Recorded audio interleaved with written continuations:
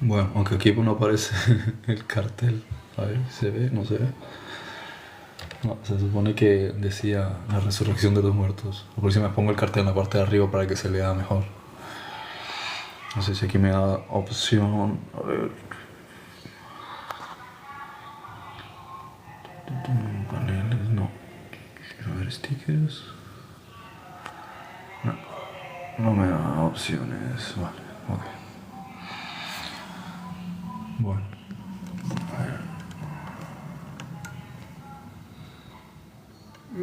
mira, si sale.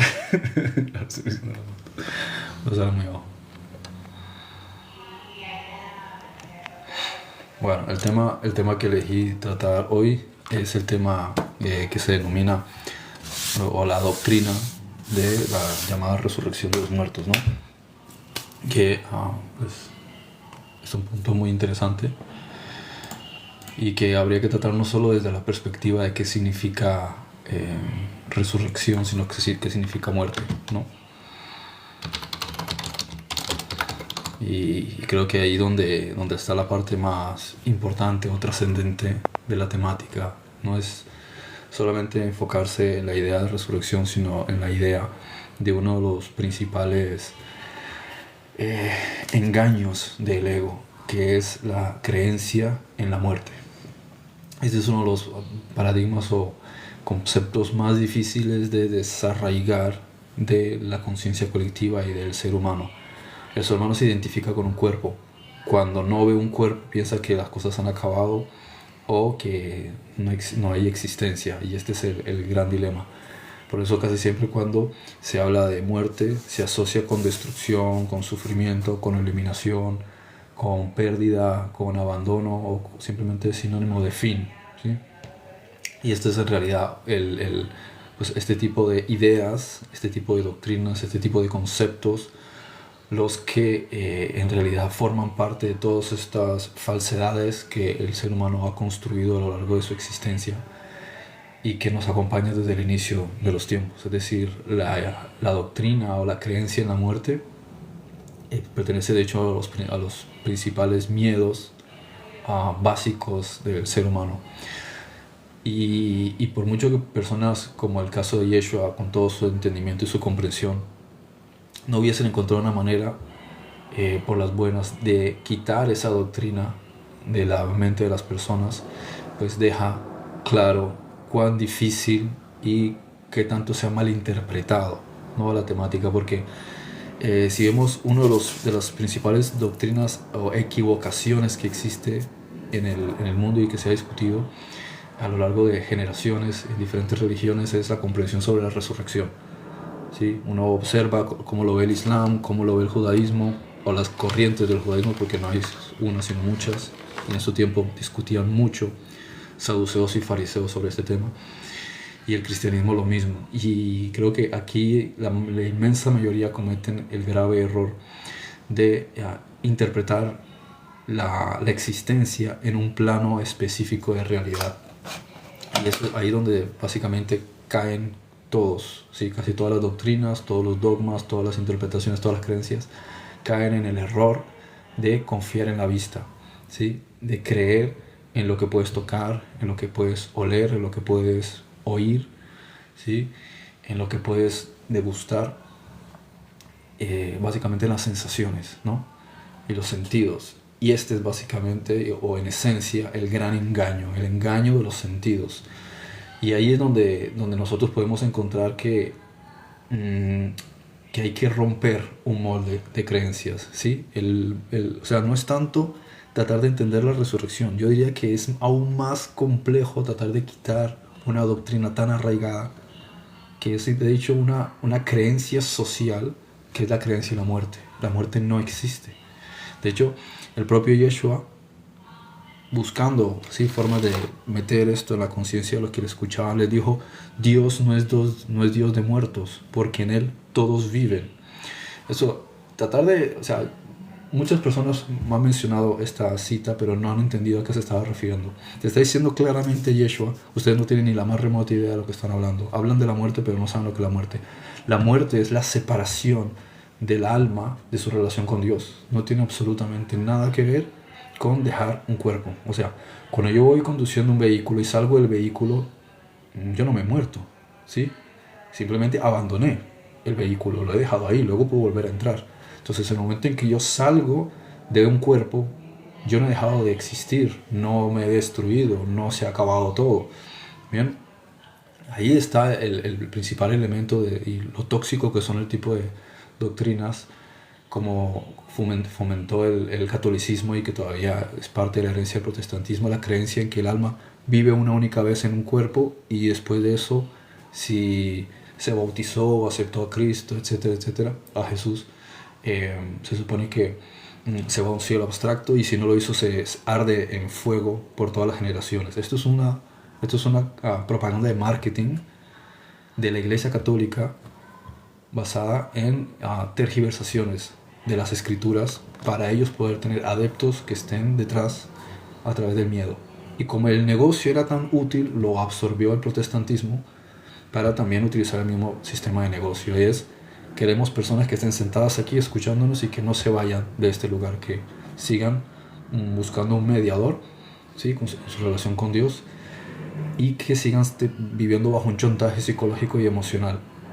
Entonces esa era la gran estrategia. Por eso la Iglesia Católica persiguió desde el siglo VI, desde el año 381, ¿sí? Con el concilio el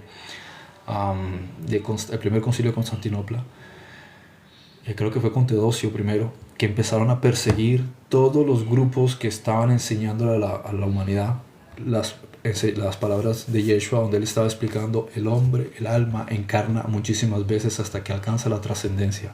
Esto no le gustaba a la Iglesia Católica porque les arruinaba la fiesta y el control a través del chantaje, ¿sí? De la idea de que el ser humano, si no se somete a esta institución, va a arder por todas las generaciones. Entonces siempre los tenían ahí humillados y con el argumento del pecado y la culpabilidad y que yo soy lo más bajo dentro de la escala del universo, soy un pecador, es que los primeros padres fuimos destituidos, y siempre cogiendo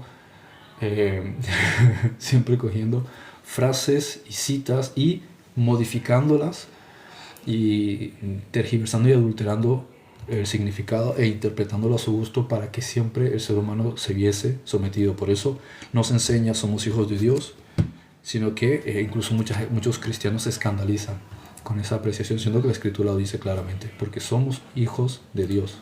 Si somos hijos de Dios, pues un perro que va a tener perros, un león que va a tener pues leones, pues un Dios que tiene dioses, es una cuestión de lógica pura y aplastante. Entonces, si somos hijos de Dios, nosotros también somos dioses. Pero, lógicamente, una cosa es el creador sobre todas las cosas y otra es nuestro estado de conciencia, donde nosotros nos hemos separado. Entonces, ahí es donde nace esta falsedad del ego de esconder detrás de un proceso un significado que es que no es así, ¿no? Entonces, muerte en realidad es estar separados de la relación con Dios.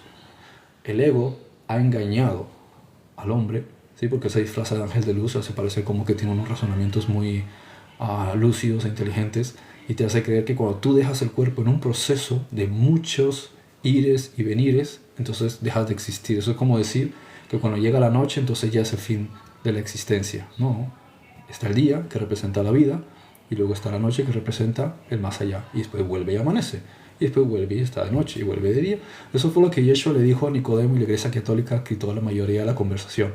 En la conversación Yeshua le estaba diciendo a Nicodemo, así como aparece el día, ¿sí? Y llega la noche una y otra vez, así el hombre, el alma, va y viene al más allá y regresa una y otra vez, porque es necesario nacer de nuevo. Entonces, ¿qué hace la institución cristiana? Manipula el texto, corta la mayoría de partes de la conversación y se queda en la interpretación de no, es nacer de nuevo en Cristo.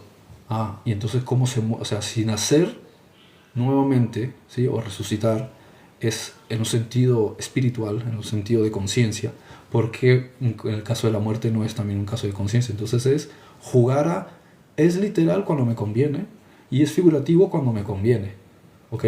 Y ahí está ese punto. De hecho, hay unos grandes secretos siempre ocultos a través de cómo el Espíritu Santo utiliza el saber para ocultar cosas. En inglés, cuando tú dices hijo, es son, Sun. Y cuando dice sol, es sun. Entonces, ¿quién es el hijo del hombre? El hijo del sol.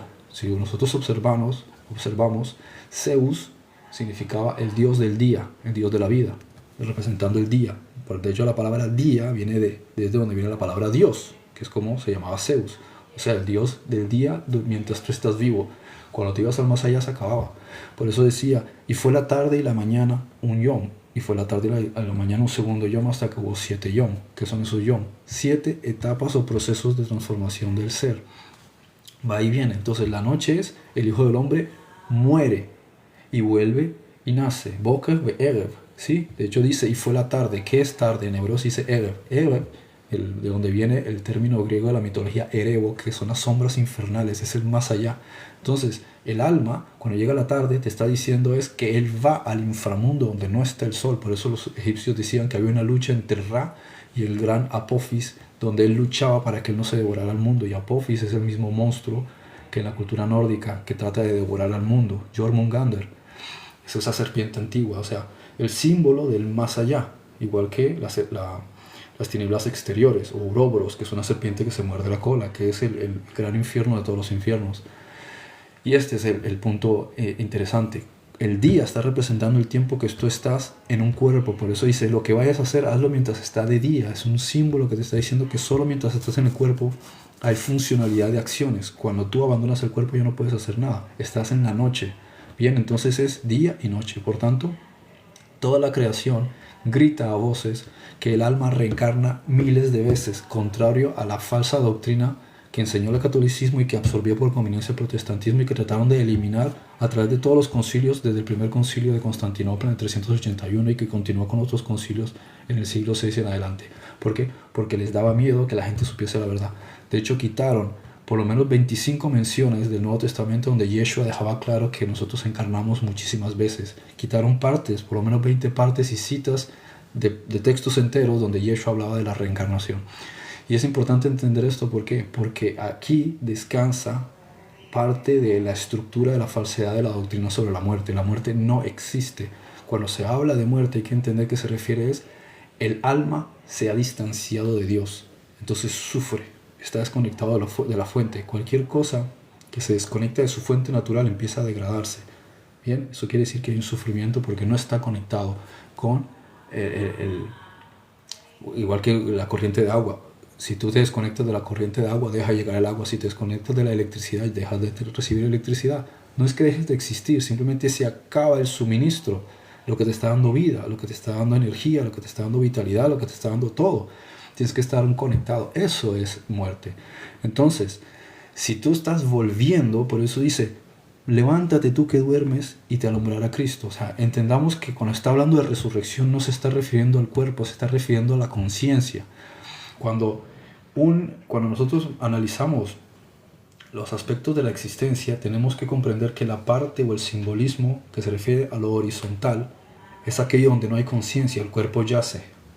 Pero aquello que se refiere a la verticalidad es cuando el ser está de pie, ha adquirido conciencia, está conectado con el cielo. De hecho, si observan, ¿sí? La cruz, ¿en qué posición estaba? Vertical.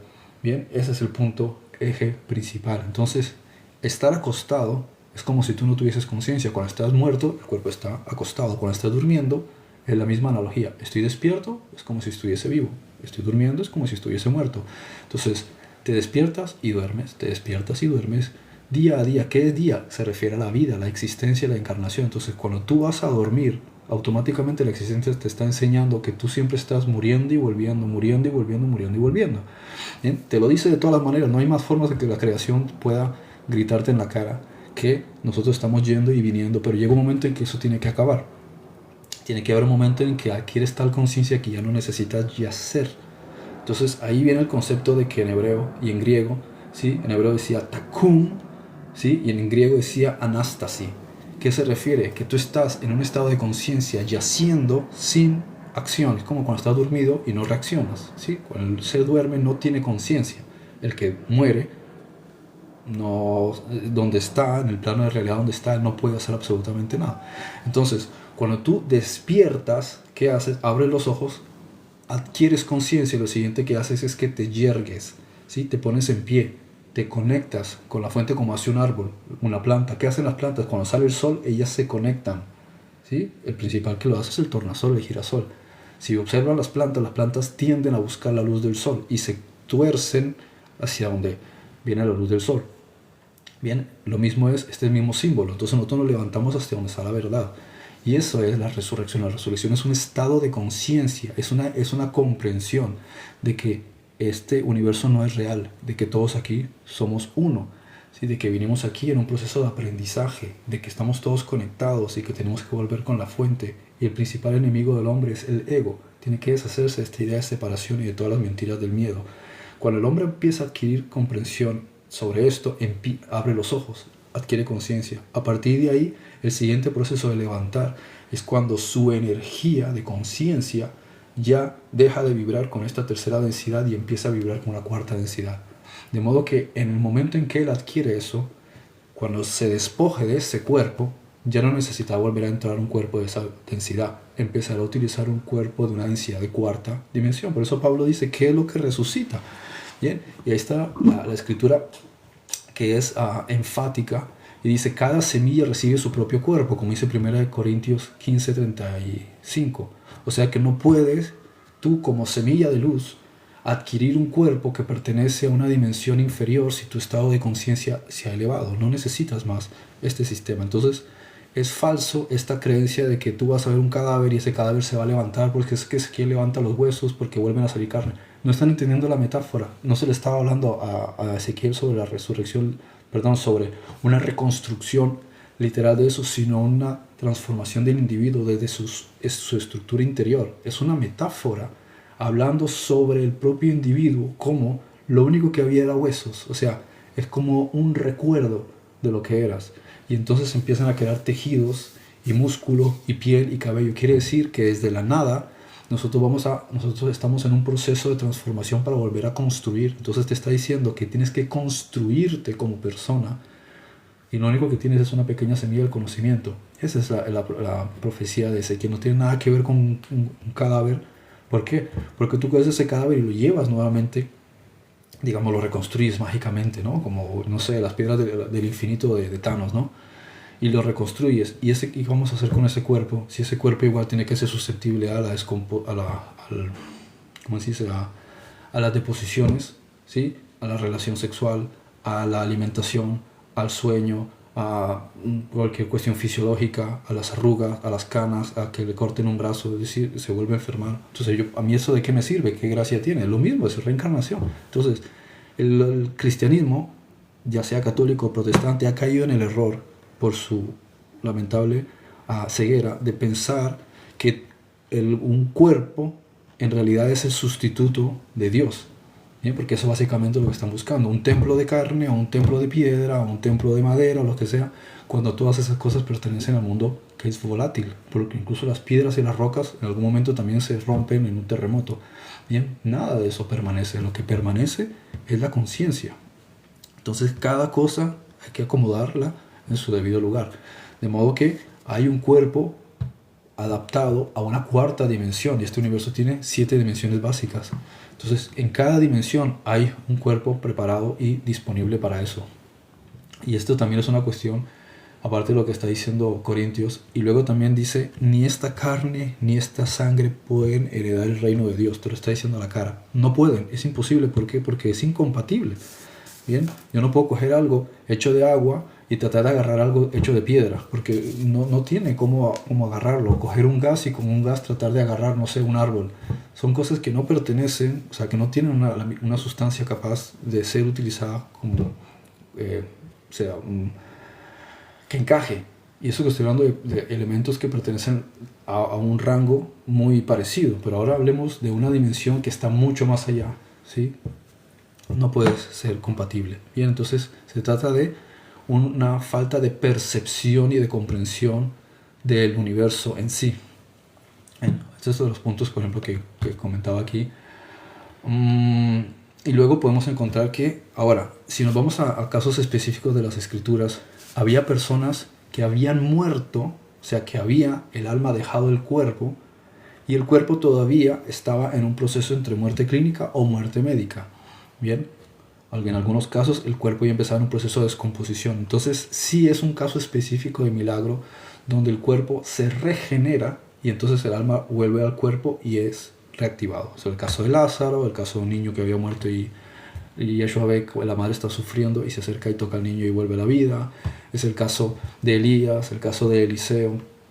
Todos estos casos, el propio cadáver de Eliseo que tiran un cuerpo, que acaba de morir, toca el cuerpo y vuelve a la vida. Es decir, son casos de revivir. Ahí sí se podría entender el término resucitar en ese sentido. Pero cuando el cuerpo ya se ha descompuesto y es la promesa de que tiene que volver para conectarse con el reino de Dios y ser inmortal, entonces ya ese cuerpo no le sirve. Porque ninguna cosa que nosotros veamos, qué cosa que ustedes vean en la naturaleza es inmortal dentro de esta dimensión. Ni siquiera los árboles. Después de 5000 años, hasta el mejor árbol se termina descomponiendo. Las piedras en algún momento se terminan descomponiendo. Nada de esta dimensión puede ser eterno. Para poder ser eterno tienes que pasar a una cuarta, una quinta dimensión. O sea, inmortal. Entonces, esa idea es falsa. Los muertos, o sea, los pedazos de cosas descompuestas no se van a regenerar para darte algo que pertenece a un nivel que se volverá a descomponer. Entonces estamos hablando de reencarnación. Tienes que salir de la reencarnación para tomar un cuerpo de un estado de conciencia superior.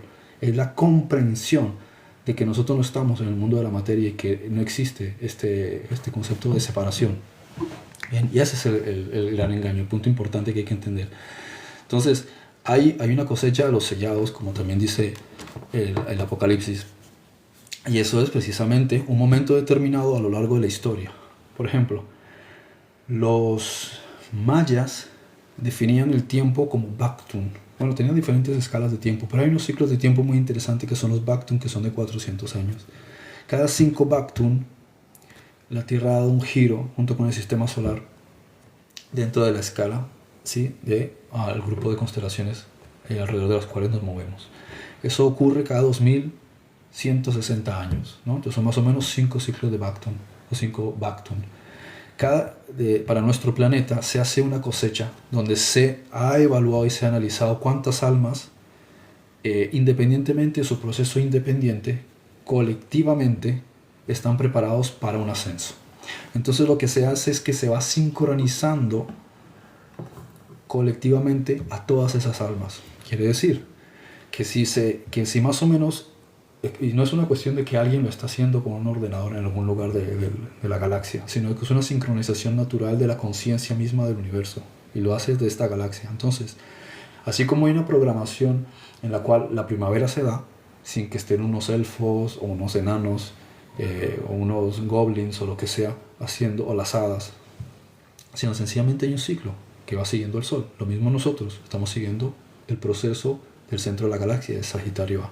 Entonces, estos ciclos mueven energía. Igual que en la primavera, la savia que estaba en la raíz de los árboles durante invierno empieza a subir, y para la primavera ya tiene la savia que está empezando a producir flores. Entonces, hay un proceso de energía que también se conecta con el espíritu. De la misma manera, también lo hay cuando un planeta está en un proceso de desarrollo como el nuestro, con el sistema almático. Entonces, cuando se ha aproximado el ciclo de 2000 años, al mismo tiempo, los últimos años, las últimas décadas, se empieza a mover una energía especial, ¿sí?, de parte del espíritu para preparar a aquellos que van a ser cosechados. Quiere decir que todos aquellos que finalizan esa escuela, que ya no solo han conseguido la trascendencia por sí mismos, que es una cuestión muy aislada, sino a nivel colectivo, ¿sí?, se busca una cosecha. Entonces por eso se dice cuando se complete el número de los sellados, y después dice espera hasta que especialmente yo digo que esa es la frase más importante, ¿sí? Y después dice acortar el día para que ninguno de los sellados sufra. Bueno, aunque la cita no es exactamente así, creo que dice si aquellos tiempos no fuesen acortados, nadie sería salvo. Se refiere exactamente a lo mismo. Entonces son los mismos elementos, los mismos conceptos. Hay un fin de este ciclo de 2160 años, que es la era de Piscis, donde ha comenzado la era de Acuario. Bien, y esto no tiene que ver con esoterismo, o si queremos llamarle horóscopo, ¿sí?, sino que se trata de tiempo. Todos son ciclos de tiempo, y como dice Génesis, los tiempos están marcados por las estrellas, ¿sí? Pondré las estrellas como marcos de tiempo y de estaciones y de ciclos. Ahí te lo está diciendo el libro de Génesis. Entonces ellos son los que determinan los ciclos de tiempo. Ahora el ciclo de tiempo está empujando la conciencia, entonces que hay un despertar de conciencia, más personas tienen visiones, más personas están profetizando lo que viene, hay una mayor búsqueda de espiritualidad, hay una mayor conexión hacia una mayor conciencia, por eso hay tantos choques también a nivel social, también muchos choques y habrá muchos cambios con la naturaleza, ¿sí? Muchas sacudidas. Entonces todo eso implica o significa que hay una transformación y un cambio y se está moviendo todo en esa dirección. Por tanto, en los siguientes años se acelerará cada vez más esto en muchísimas personas, en un gran número de personas que adquieren cada vez una mayor conciencia, de modo que se preparen para esa cosecha. No significa que antes las personas no pudiesen alcanzar esta trascendencia durante estos 2000 años, pero era algo aislado, ¿sí? Eran casos particulares, sino que ahora ocurre a nivel planetario. Es lo que algunos llaman el arrebatamiento, o sea, lo que otros llaman el despertar de conciencia masivo o la era crística o la era de Acuario, es decir, no importa los términos que se quieran utilizar, se refiere exactamente a este concepto. Entonces, esta transición, este paso, esta ascendencia es a ese sentido. Y como digo, hubo casos en el pasado, pero no tenían nada que ver con este proceso en el que el ser de tercera densidad sube a cuarta densidad. Eran eventos simplemente de biología, donde un cuerpo literalmente, ya que no funcionaba, el alma volvía, ¿sí? Y el cuerpo también era activado. Entonces eso era para dar testimonio y que muchas personas, para quitarle a muchas personas el esquema y el bloqueo que tenían en su mente según sus creencias. Por eso en cierta parte dice, y muchos santos que estaban en las tumbas salieron y se presentaron al pueblo. ¿Por qué dice santos? Hay gente que dice, no, se refiere a profetas. Si hubiese sido los profetas, ya se habría profetizado eso antes, se habría seguido hablando de ese tema. Sin embargo, en el Nuevo Testamento no se menciona nada más, solo se comenta eso. Quiere decir que no fue una cuestión general, que no fue una cuestión determinante, sino que fue algo muy puntual. Tampoco dice, y resucitaron todos los muertos. No, dice, y muchos de los santos en aquellos días. ¿Qué significa? Que hubo un momento de cosecha ya en ese periodo de tiempo, hace 2000 años. Muchas personas que ya habían logrado ese estado, por eso dice muchos santos, ¿sí? Lograron salir de ahí y se presentaron al pueblo. Y, pero eso después de la aparición de Yeshua. Y después subieron junto con Yeshua 40 días después.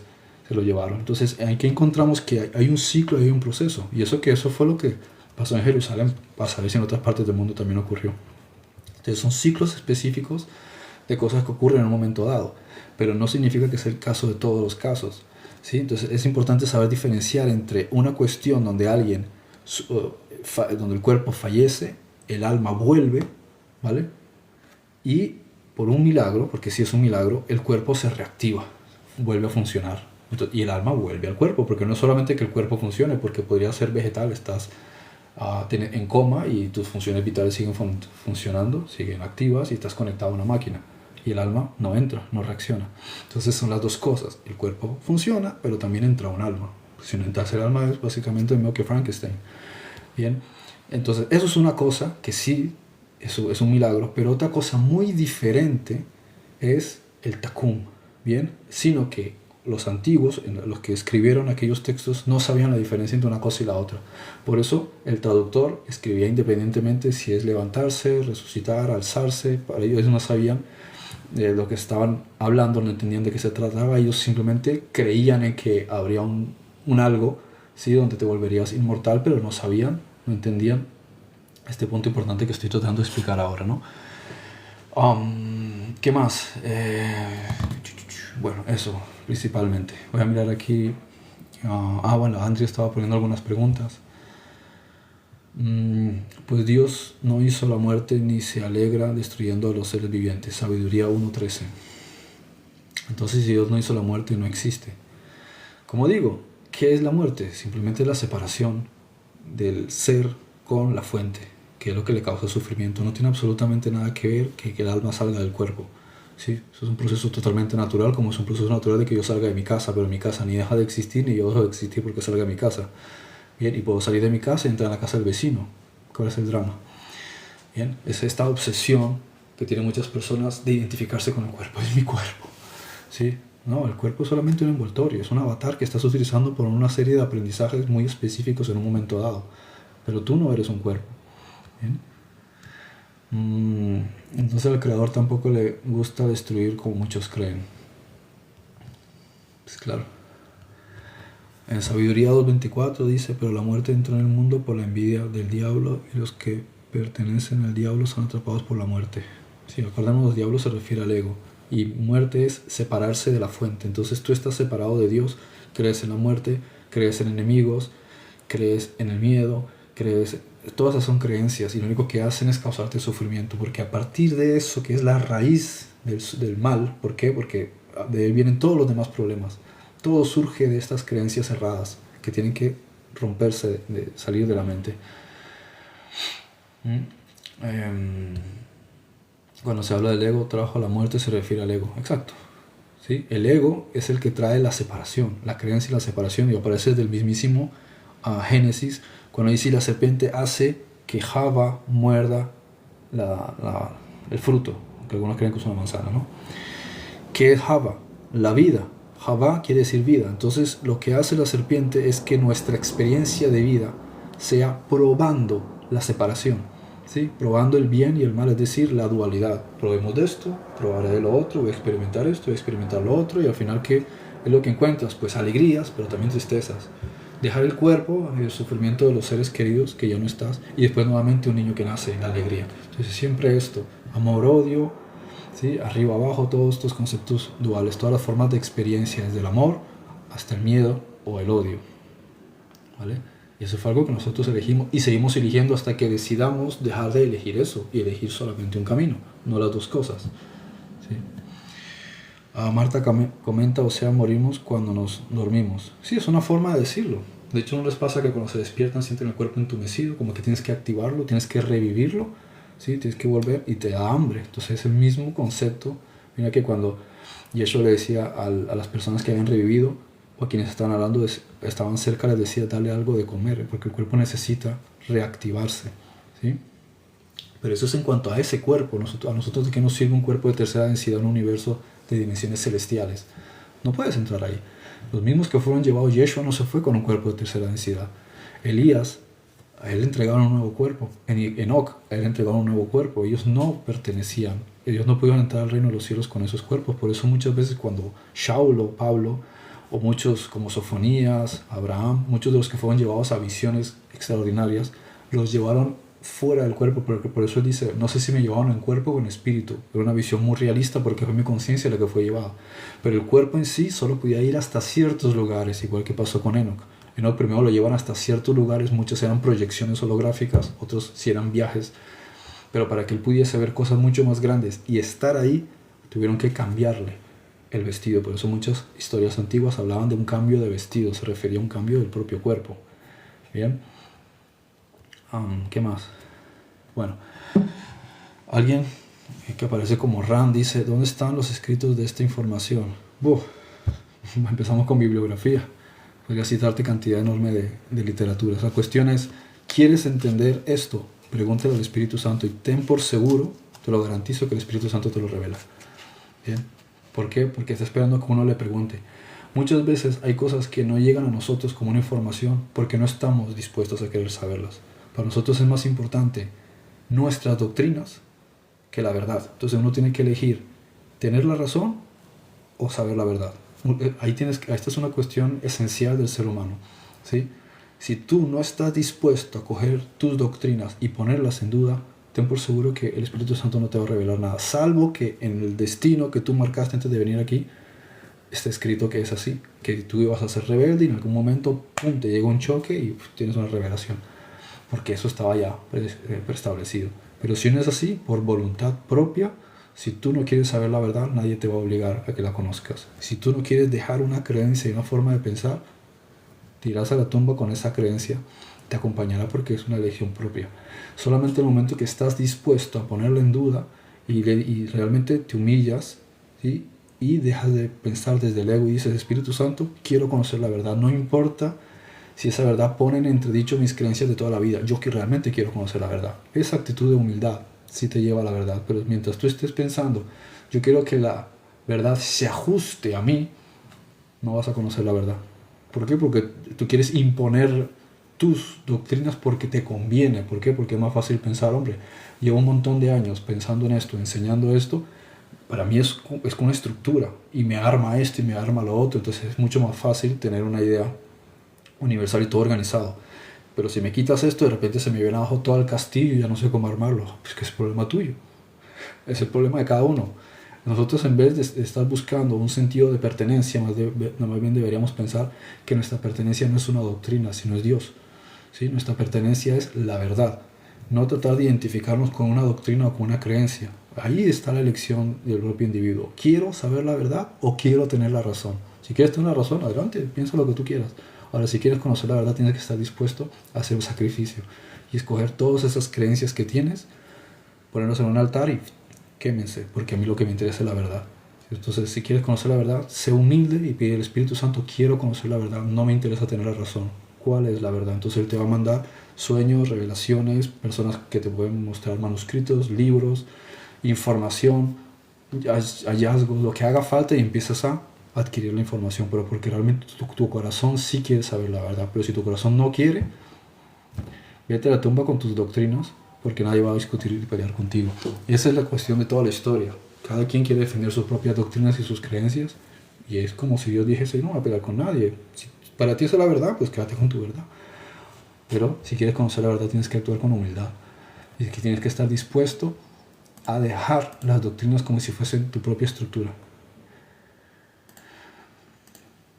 ¿Vale? Preguntas, cosas que quieran comentar. No sé si me he dejado algún punto porque hay muchas cosas que quería profundizar, pero prefiero más bien como hacer una explicación más genérica, ¿no? La importancia de lo que es un revivir biológico, que sí hubo muchísimos casos, y lo que es una verdadera resurrección, que es la trascendencia del ser para que cuando deje el cuerpo reciba uno de una dimensión superior, que sí corresponde con el reino de los cielos. Estas son dos cosas distintas, aunque en la escritura lo llamen igual, simplemente porque no tenían el lenguaje y porque ellos tampoco tenían muy claro de qué se trataba el tema, ¿vale? ¿Qué más? Bueno, no sé, alguna cosilla que quieran agregar, pueden hacer preguntas, ¿sí? Mientras no se vuelvan locos ahí, que más de uno a lo mejor se siente ofendido. Bien. ¿Qué más? A ver, 1 Corintios. Bueno, yo tomé aquí, puse algunos apuntes, no sé si se me escapa alguna cosita.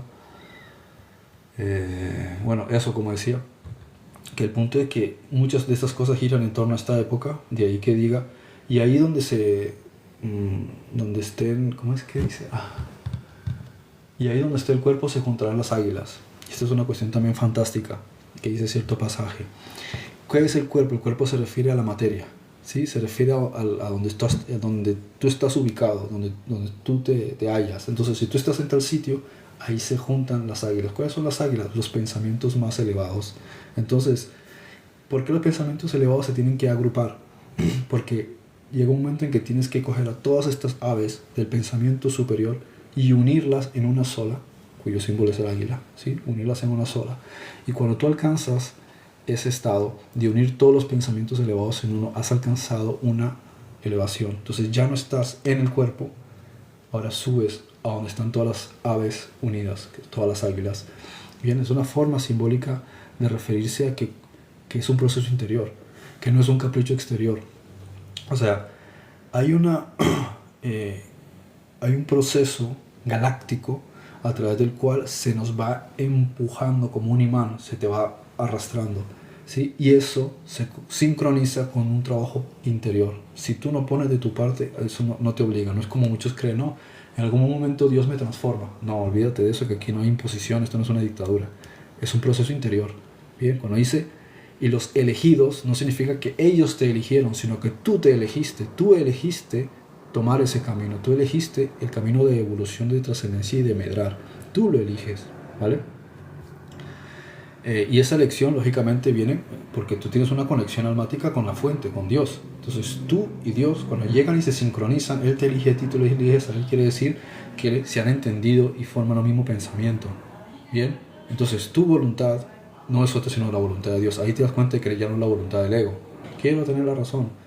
Es lo que yo diga. No. ¿Cuál es tu voluntad? Dios. Entonces, ahí en ese proceso es donde tú aceptas, tú eliges ser el elegido. El elegido, ¿sí? Para decir la verdad y para ser de los que van a pasar en ese ciclo de proceso de transformación y de elevación. Bien. Y bueno, yo me quedé ya sin ideas, o sea, sin puntos, eso es lo que quería comentar. Importante entender que cuando el latín traduce la palabra tacum y anastasi, si tacum es hebrea y aramea y anastasi es griega, ellos ponen resurgere, ¿sí? de la Vulgata, que es resurgir. Pero resurgir, ¿en qué sentido? ¿Sí? Resurgir para utilizar el mismo cuerpo, resurgir para entrar dentro de un árbol, resurgir como un fantasma que viene del inframundo, resurgir en qué sentido, ¿sí? De hecho, resurrección, ¿sí? es volver a suscitar. O sea que en cualquiera de los dos casos te está diciendo que el alma regresa, pero lo que no te está diciendo es en qué condiciones, ¿bien? Pero lo que sí te dice la palabra griega y la palabra hebrea es que no estás resurgiendo, te estás levantando. Entonces, si me está diciendo que me estoy levantando, no me está diciendo nada de que el alma regrese, quiere decir que me estás hablando de que yo cambio de una posición donde mi sed y mi conciencia yace como si estuviese muerta y ahora se eleva como si estuviese despierta y conectada con Dios. Eso es lo que me está diciendo el Tacum y Anastasi, que no es resurgir ni es volver a suscitar, porque no está llamando al alma, ¿sí? a que vuelva a un cuerpo, a que vuelva al plano de realidad. Está llamando al ser, a que deje de estar muerto en su estado de pensamiento de separación y empiece a pensar como un hijo de Dios. Dejar de creer en la muerte, dejar de creer en separación, dejar de creer en enemigos, dejar de ver divisiones y empezar a comprender que nosotros existimos dentro de Dios y somos uno en Dios. Nosotros somos el Hijo del Hombre, el Hijo de Dios. ¿Bien? Dejar de creer que el universo es real, el universo no existe, es un sueño. Bien, nosotros somos una red de conciencia, todos conectados viviendo un sueño que nosotros mismos hemos creado. Y cada día nuestro subconsciente sigue participando de esa co-creación. Nosotros creamos todo lo que se desarrolla a nuestro alrededor como co-creadores de lo que Dios ya ha creado. Bien, entonces lo que tenemos que hacer es despertar de ese sueño, de esa ilusión, de estos conceptos duales, de enemigos, de peligros, de amenazas, y pensar, no, yo estoy viviendo el resultado de todas las creencias que yo tengo interiores que he ido adquiriendo. Y como conciencia colectiva también tenemos un montón de creencias y conceptos que tenemos que eliminar, que son ideas de separación. Tenemos que entender, si todos somos uno, quiere decir que no hay enemigos, no hay división, yo existo dentro de Dios, la paz de Dios es lo único que existe y el amor de Dios. ¿Bien? Bueno, pues eso, en fin. Así que bueno, aquí he resumido temas sobre reencarnación, temas sobre revivir y resurrección, temas sobre la muerte, y pues en 45 minutos. Bien, hice el programa un poquito más temprano porque tengo cosas que hacer. Y bueno, no sé si tienen alguna pregunta. Andy por aquí puso un par de últimas cosas, las contesto y ya doy por concluido el tema de hoy, ¿vale? Mañana continuaré con otro tema, ¿vale? De todas maneras también pueden sugerir temas, ¿sí? Me pueden escribir si quieren comentarlo por aquí o si quieren escribirme en privado y sugerir temas que no había caído en cuenta plantearlos. ¿Sí? Yo tengo temas, yo los tengo organizados, tengo una lista, ¿sí? que trato un viernes, los miércoles, los sábados, los domingos. También qué temas que hago para Reels, que a veces son temas muy distintos, más de geopolítica, qué cosas publico en Facebook y qué cosas publico en mi página web. Pero si hay algún tema que a lo mejor piensan consideran que es interesante o quieren saber más o quieren que haga una investigación, me pueden plantear también pues eso, ¿sí? Algún tema. Que a lo mejor para mí no cae en cuenta, no es importante, pero sí puede que sea importante para otros, ¿no? Isaías 26:19 comenta aquí, aporta a Andri, tus muertos vivirán. ¿Cuáles son los muertos que vivirán? ¿Sí? Los que están muertos mentalmente. Por eso dice, porque son muertos en sus delitos y pecados. Fíjate que dice, muertos en sus delitos y pecados. O cuando Yeshua dice, vamos donde Lázaro que duerme. Y ellos pensaban que realmente estaba dormido. Y dice, no, es que está muerto. Porque él sabía, no puedo utilizar la palabra muerto porque es incorrecta. ¿Sí? Está dormido, está descansando. Simplemente salió del cuerpo. ¿Cuál es el drama? Pero como no podían entenderle, dijo, no, es que está muerto, es que no me entiende. ¿Sí? La palabra muerto se refiere a otra cosa. ¿Bien? Entonces los muertos son los que tienen que vivir, los que todavía creen que hay enemigos, que hay separación, que hay miedo. Esos son los que tienen que salir de esas creencias. Esos son los que todavía están muertos. Sus cadáveres se levantarán. Bien, fíjate que dice que el cadáver es el que se levanta, aunque bueno, habría que ver cuál es la palabra original hebrea. No tengo aquí el programa abierto para mirarlo. Sí, moradores del polvo, despierten y den gritos de júbilo, porque tu rocío es rocío del alba y la tierra dará a luz sus espíritus. Bien, esto es profundísimo, es muy interesante, André, el que aportaste aquí. Bien, fíjense cuando dice moradores del polvo. ¿Por qué la palabra polvo aparece tantas veces en la escritura? Porque así como nosotros venimos al mundo con un polvo, ¿sí?, que es un montón de partículas llamados espermatozoides, del mismo tiempo nosotros somos almas que formamos una red. ¿Sí? ¿Qué es el polvo? Un montón de micropartículas. El universo es así, como decía El Shaddai a Abraham, como las estrellas del cielo. Fíjate, las estrellas también, todas se agrupan y forman y se ve una galaxia, un montón de partículas. Eso es lo que nosotros somos. Si miramos nuestro cuerpo, todas las células forman una agrupación. Para nosotros son partículas que ni siquiera el ojo es capaz de verlas, de lo chiquitas que son. Pero todas forman una estructura y miren, es un cuerpo entero. Parece sólido, pero sin embargo son millones y millones de células y bacterias que forman toda una estructura, un holograma. Lo mismo es una galaxia. Lo mismo es el Hijo del Hombre. Son millones y millones y millones de almas. Entonces, la forma de referirse a eso es utilizar la palabra polvo. Porque tú lo ves como algo que es como nubloso, que lo puedes comprimir, le puedes dar diferentes formas, pero solamente si lo ves debidamente te das cuenta que son millones y millones de partículas que lo agrupan. Bien, por eso nosotros llegamos al mundo de esa manera y después se habla de que regresamos al mundo con el polvo. ¿Por qué? Porque el cuerpo mismo se descompone y se reagrupa con la madre naturaleza, con la tierra. ¿Qué es la tierra? La Haaretz, el mundo físico, que es de donde se tomó toda la estructura y todos los elementos para fabricar nuestro cuerpo. Y es lo que nosotros comemos, porque de donde viene la papa, de donde viene la manzana, todos ellos han surgido de la tierra, de la madre naturaleza. Entonces tenemos una conexión de nuestro cuerpo con el propio mundo físico. Y esta es la gran ciencia y el gran misterio interesante en todo este concepto del polvo. A ver, porque tu rocío es como el rocío del alba. ¿Qué tiene que ver aquí? Fíjense, el término. Está hablando de que el ser vuelve, pero después habla del rocío. Nuevamente encontramos lo mismo. ¿Qué es el rocío? El rocío son partículas diminutas de agua que digamos que bajan, ¿sí?, y se riegan sobre la superficie cuando la temperatura de la Tierra es más baja, ¿sí?, en ciertos momentos. Entonces un montón de partículas en suspensión. Lo mismo, el agua.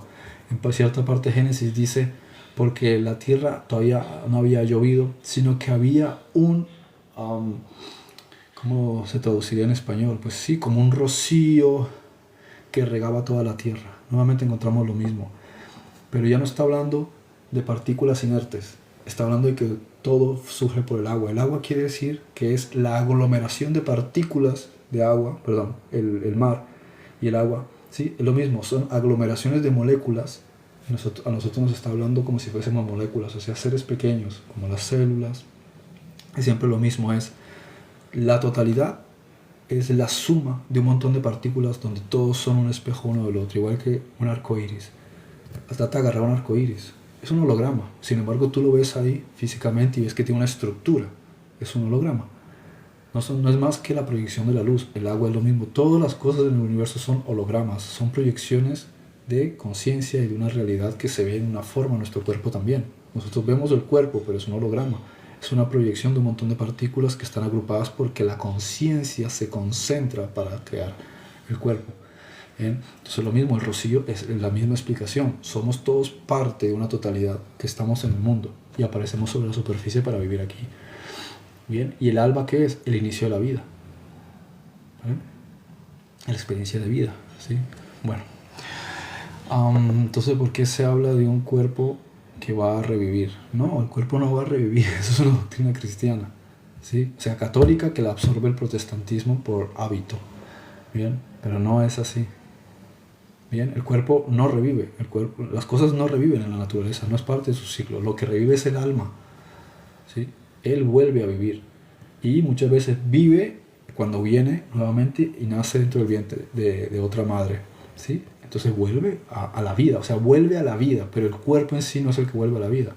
Bien, igual que una semilla, la semilla no es la que vuelve a la vida. La semilla da un árbol, el árbol un fruto y entonces vuelve otra semilla, pero no es la misma. Bien, el código es el mismo, es el alma es la misma. Igual que el código a través del cual una semilla produce un árbol, el árbol flor, fruto y vuelve a producir. Ese es el código que tiene, pero la semilla no es la misma. La semilla se quedó enterrada y de la cual salieron las raíces del árbol. Bien, entonces lo mismo tu cuerpo se descompone y se une otra vez a la madre naturaleza, pero tu alma vuelve una y otra vez como el código de un árbol. Bien, eso es, de hecho, eso es lo que se crea en la cultura, en el judaísmo, el Gilgul, o sea, es el ciclo de volver. En el Islam, en las ciencias más elevadas del Islam también, todas las culturas del mundo sabían sobre la reencarnación. Los únicos que no lo han querido aceptar ha sido el catolicismo e influyó al protestantismo. Eso debería hacer que cualquiera sospechase que es extraño. Es como que todos conocen algo, pero resulta que uno le quiere llevar la contraria a todos. Esto es como el chiste que dice que un hombre que va en una autopista conduciendo y escucha en la radio y ve que un montón de vehículos vienen contra él y los esquiva y escucha en la radio que dicen: un loco va por la autopista en dirección contraria, y él dice: uno, son todos. ¿Sí? Lo que no se da cuenta es que él es el que le está llevando la contraria a todo el mundo. Entonces, ya cualquier cultura que estudien, todas conocían sobre la reencarnación de un modo u otro, en especial cuanto más antiguo sea. Pero al catolicismo esto no le convenía. Por eso quitó del Nuevo Testamento todo lo que no le convenía, incluso partes del libro de Job, que también hablaba sobre la reencarnación. Bien. Y después mucha literatura, porque muchos escritos del inicio del cristianismo hablaban sobre la reencarnación, pero no los quisieron meter en la Biblia, en el canon, precisamente porque les iba a tirar por tierra todo su sistema de control y de chantaje. Imagínate, si la gente ya no cree que va al infierno, sino que va y viene por causa del karma, dirían: yo, ¿por qué necesito esta institución? Lo que necesito es buscar a Dios dentro de mi propio ser interior y ser consciente de mis actos. La institución católica diría: entonces aquí yo qué hago, no sirvo para nada, porque la persona busca a Dios por sí sola y es responsable de sus actos para no seguir reencarnando. Y necesitaban el chantaje de esta doctrina, y el protestantismo le vino perfectamente a adoptar la misma doctrina por las mismas razones, el chantaje psicológico, ¿sí? Para que siempre seas un adepto de esta institución y te sientas mal y siempre vayas donde ellos, en vez de buscar a Dios dentro de ti mismo, como dijo Yeshua. Sí, el reino de Dios está entre ustedes, dentro de ustedes. Bueno, por último dice Ezequiel 28:5. ¿Cómo entender la visión de Ezequiel del hueso seco? Bueno, ya lo expliqué. Marta dice: el alma que peca esa morirá, dice la palabra. ¿Cierto? Explícame esto, por favor. Dice que... verificación, a ver, vamos a verificar. Perdón.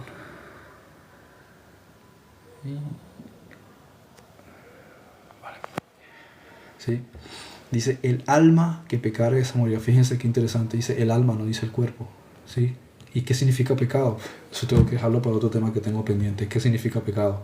Porque eso es otra doctrina. Te lo dejo pendiente, ¿por qué? Porque me tengo que ir y porque es un tema que tengo preparado precisamente porque quiero abordar debidamente, porque eso es otra doctrina que hay que rehacer y refutar debidamente, ¿sí? Porque es una doctrina tóxica, ¿sí?